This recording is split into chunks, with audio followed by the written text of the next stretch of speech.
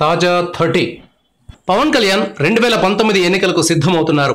ముందస్తు ఎన్నికలు వచ్చినా రాకపోయినా తన ఏర్పాట్లలో తానుంటున్నారు. ఆయన ఈసారి బీజేపీతో కలిసి పోటీ చేసే అవకాశాలు చాలా తక్కువగా ఉన్నాయి. కానీ చంద్రబాబు పట్ల మాత్రం పవన్ కొంత సాఫ్ట్ కార్నర్తో ఉన్నారు. పవన్ ఏ సమస్య లేవనెత్తినా దాని పట్ల చంద్రబాబు వెంటనే రియాక్ట్ అవుతున్నారు.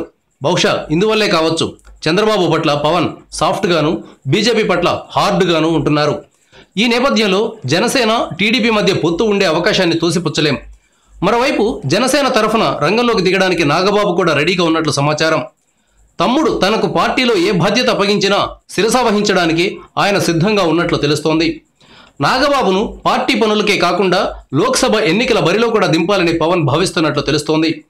కాపు సామాజిక వర్గం అత్యంత బలంగా ఉండే తూర్పుగోదావరి జిల్లాలోని కాకినాడ స్థానం నుంచి నాగబాబుకు జనసేన టికెట్ వస్తుందని ఆ పార్టీ వర్గాలు అంచనా వేస్తున్నాయి. ఒకవేళ కాకినాడ కుదరని పక్షంలో కృష్ణా జిల్లాలోని మచిలీపట్నం లోక్సభ స్థానం నుంచి నాగబాబు రంగంలోకి దిగుతారని తెలుస్తోంది. Thank you viewers.